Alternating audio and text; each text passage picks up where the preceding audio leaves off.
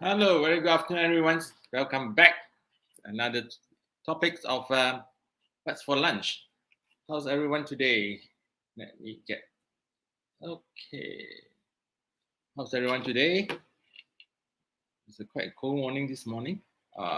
Otherwise, everything seems to be the same day after day. Hi, Nick. You're in, and where's the rest of my friends, supporters? Now, what are we going to address today? Well, something interesting. I can assure you today we are on something. Let me see.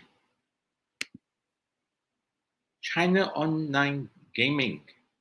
Yes, China online gaming. You know what happens in China, which I hope they impose this in Malaysia as well. You'll be those, especially with kids, will probably share these sentiments with me because my nephews also have to be restricted. China has barred online gamers under the age of 18 from playing on weekdays and limited their play to just 3 hours on weekends. That's how China do it. China actually bar online gamers under the age of 18 and from playing on weekdays and only limit them 3 hours on weekends. So starting last week, this is actually came last week, minors will be allowed only an hour to play between 8 p.m. to 9 p.m. on Friday, weekends, and public holidays. An hour a day means they have only 3 hours on the weekend, starting Friday, Saturday, Sunday. It's allowed to play 8 to 9 p.m., 8 p.m. to 9 p.m. But what happens if the parents do not follow and allow the children to use? Then we should penalize the parents as well. The authorities say that restrictions were put in place to help prevent young people become addicted to video games and protecting the healthy growth of minors, which is true. My nephew, this young boy, he refused to have the dinner, or he will negotiate things with the parents. In exchange, he will do something in exchange. So for time to go online game, or watch the TV, which is very bad. He used it as a part of negotiation. Something like, please finish your dinner, your meals. Okay, I got finish it. I want to do this and all this, that, which is bad. So many parents say that teenagers' addictions to online games seriously affected their study and physical and mental health, leading to a series of social problems, making many parents suffer. Yeah, but some parents ask for it.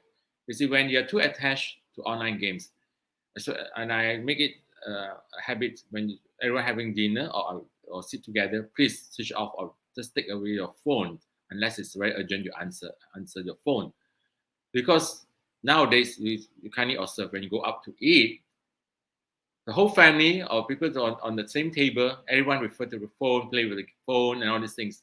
They have hardly any conversations. So everyone have this anti-social mentality. There's no more caring society. The warm. I was brought up probably in yesterday years where we don't have this, but we learn to interact with among ourselves when we're small children. We play and all these things. Now children doesn't need to play with others. Probably just a handphone with them, so they can do.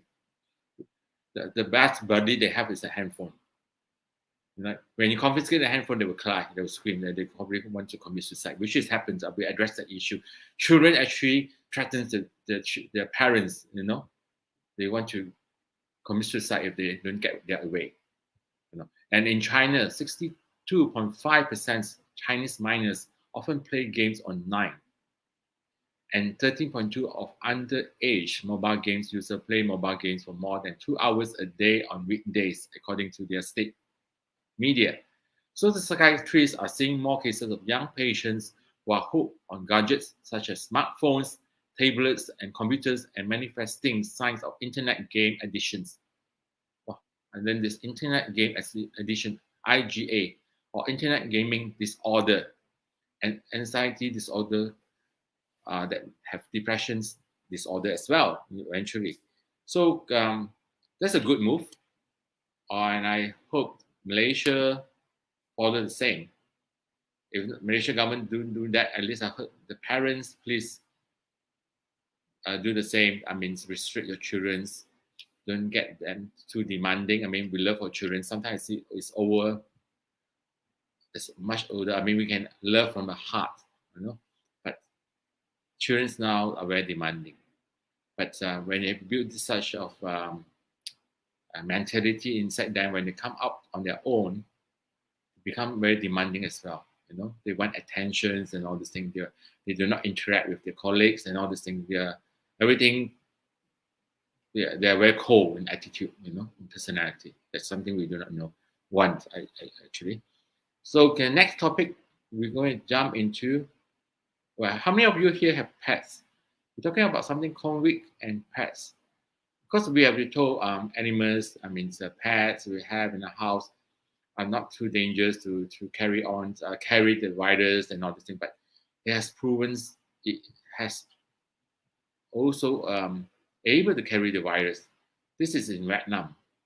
The Vietnam government, or rather the authorities, has cautioned those who are with COVID-19 positive to avoid contact with pets, as they were evidence the virus could infect animals. The ministry pointed towards a report coming from around saying the animals who contracted COVID-19 after coming into contact with the infected humans and their caretakers. We can actually pass the virus to them. And according to the United States Centers for Disease Control and Prevention, although the chance of animals spreading the virus to humans was low, humans are capable of spreading the virus to animals. The other way around, you might hurt your pets or animals, especially those that come into close contact with. It means if you are home quarantine, your positive cases, your pets have the likelihood to be contacted with the virus that you carry. As in the case in August this year, August 27, the first COVID-19 dog case in Jersey, The dog passed away in early July from underlying health conditions. However, COVID-19 was detected in samples taken after its death. So it says here it's a extremely rare case to find COVID-19 virus in dog. However, it happened. So we have to be extremely careful in our surroundings. Don't take for granted, because I say the COVID-19 have new variants, it's stronger, and it might soon attack the animals soon. So please be careful. This is talking about cats and dogs. Well, cat and dogs, that means animals can get COVID-19 from the owners at extreme high rates. This could be proven extreme right now. We don't want to know what's tomorrow. Next, say, I wonder if pets can infect owners with COVID. Yes, it does in the report, because of course now we're saying it's low. When we have the cases of the owner or someone who have virus they contacted the virus, they carry it. It could be like now, the virus could be on the fur of the coat on the fur of the pets, right? And it can actually, if the family of the rest of the family She play around with the pets that actually can pass over to the rest of members of the family. This is my my thoughts. Yes, it can't, you know. So you pass it to the pet pass back to the rest of the family or to the others. It's the whole cycle. All right. Hi, Fabian. You're in. How's the day, Fabian? Okay. Now, yes, just to update this, some news that is quite upsetting. Remember yesterday we talked about this senior citizens that actually collapsed, fell down from the hospital bed, and was later passed away on the floor itself. It claims the attendants came in very late apparently, and the family actually made a police report.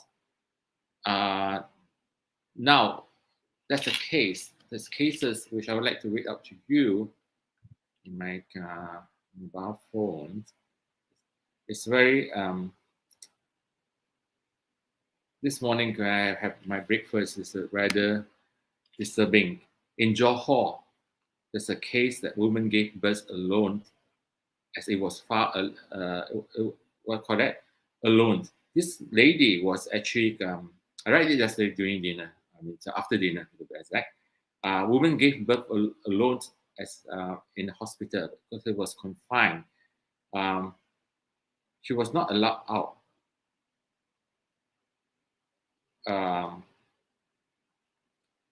And she was in labor pain for hours. She asked for help. No one came to her assistance. Eventually, she gave birth to herself. And she said the baby went during delivery almost fell down to the floor. And luckily, she used her both legs to hold on to the baby and place it back to the bed. And during the time when she screamed for help, she actually heard people outside her room laughing but not attending to her. You know? And this morning, the response from the Johor Health Department saying that the woman gave birth alone and it was far earlier than expected. This is their story, you know, the doctor's story.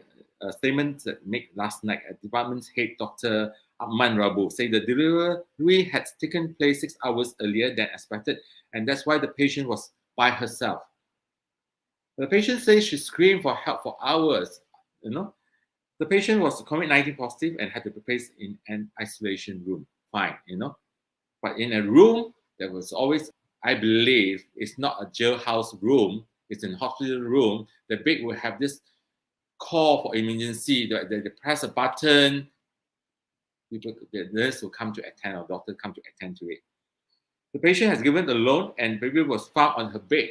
Yes, it was found on her bed when you come in. The hospital the nurse or doctor comes in because the lady say she almost fell down. She used her legs to pick up the baby.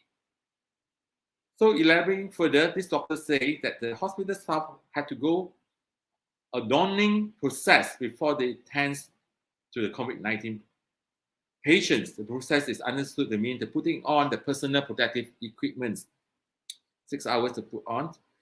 As for the patient's education, the staff ignored her cries when she heard laughter coming from outside her room. The officials say the laughter could have emanated from a nearby ward. If nearby ward, I can still hear the laughter. It is a circus or what?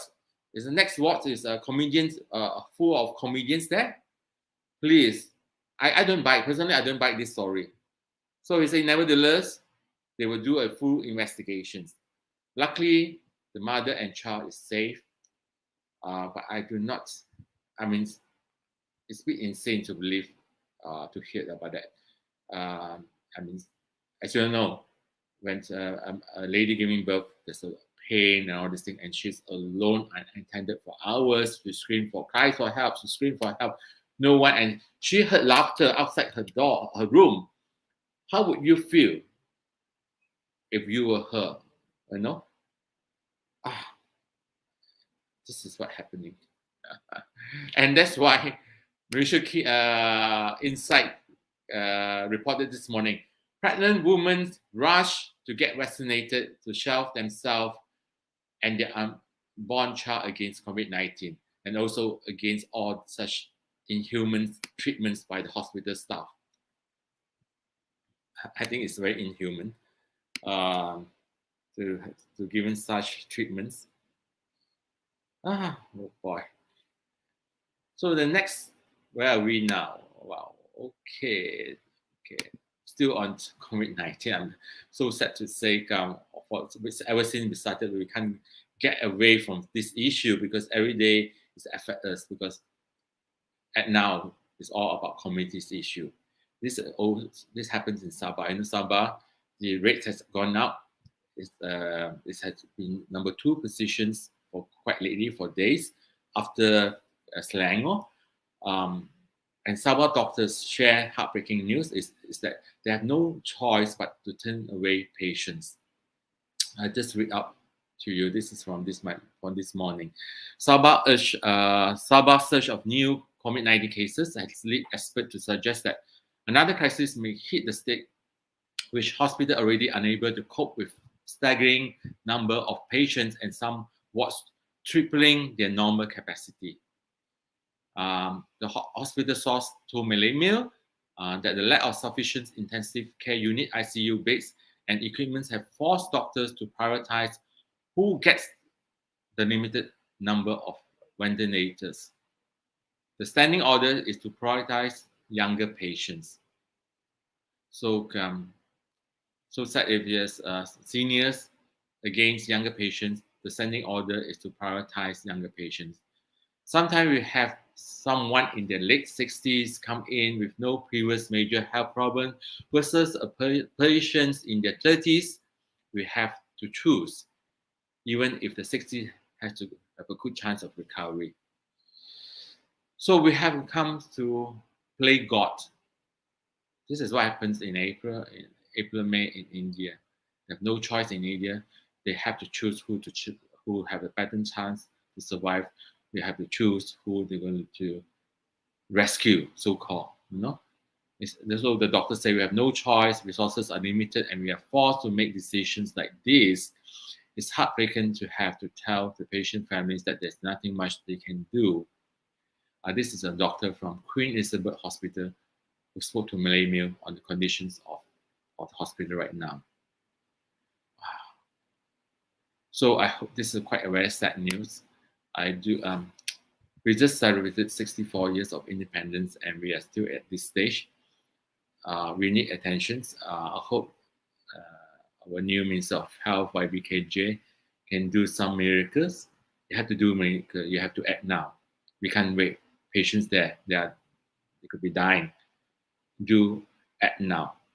Well, that's a good use of words, act now, and on a daily usage. So I've been sending messages to a lot of ministers who tell themselves, "Oh, I just reported to work."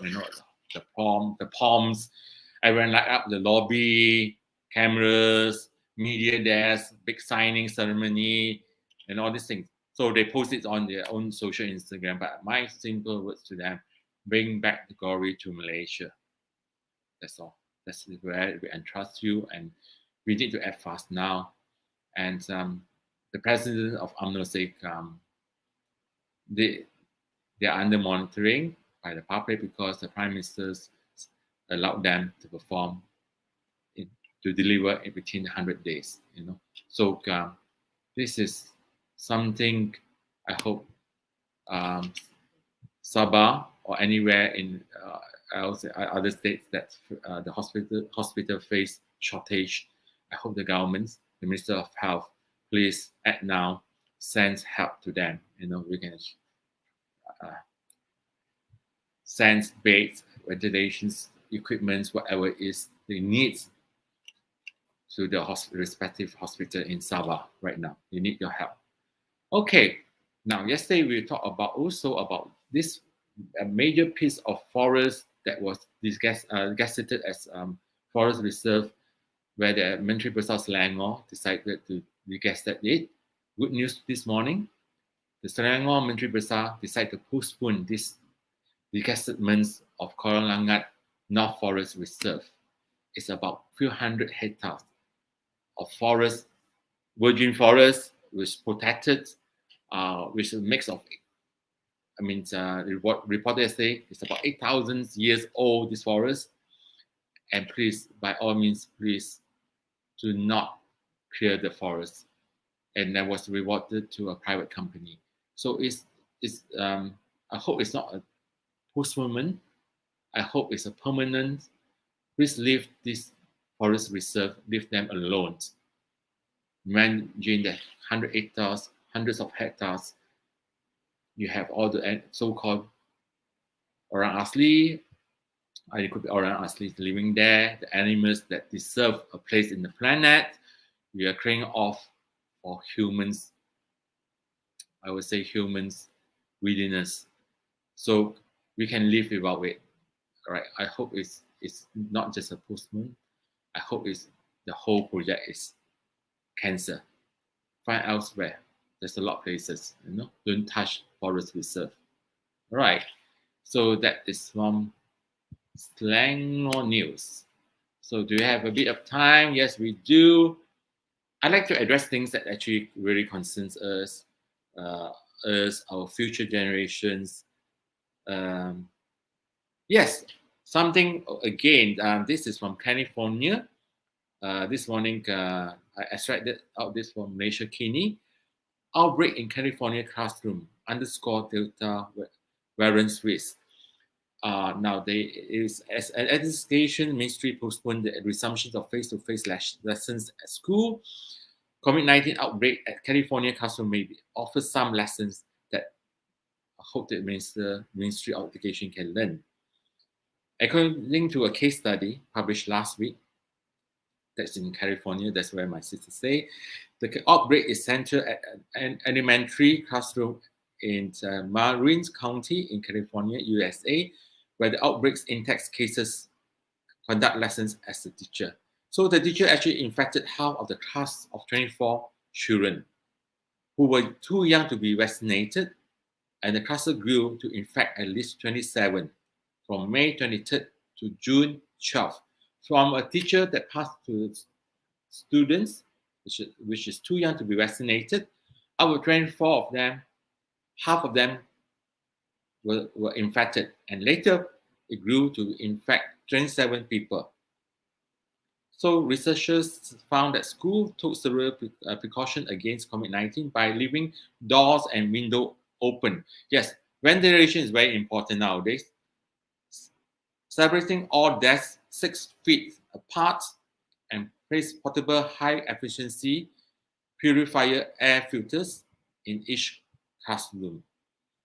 Well, this is a good thing that I hope our government also take notes before school reopens, physically reopens. I do not encourage school reopens where we are not ready. YBKJ did say that he is working on to make sure teachers and the co-workers of the school are fully vaccinated before school reopens. And please also advise them, make sure the door, window are all open. In Malaysia, we don't have aircon. I think most of the schools, but some schools have aircon. It's bad. We don't have try to install the air filter in each classroom and have the fans on.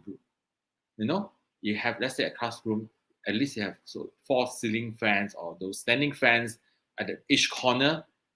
So it helps to clear out those humidity and have fresh air, so-called better air. Do not learn this after cases happens in school. Then you start to install fans or buy fans or ventilation, everything. This is always a Malaysian style. Happens, we only have say, oh, okay, it happened already. We'll implement the program. Please, now we have advice from California. It's good. I mean, it's very sensible. They also leave the classroom windows on, leave it unclosed. We have ventilations plus fan. Please do that, and also cut out of those activities that like sports activities that you sweat a lot and all this thing. I don't think it's good also, because that will be carrying the virus by carrying those so-called weight, the body heats and all these things that's easily so-called if the ventilation is not good, it can actually pass on very fast. So I hope the government's education ministers adhere to this advice. All right.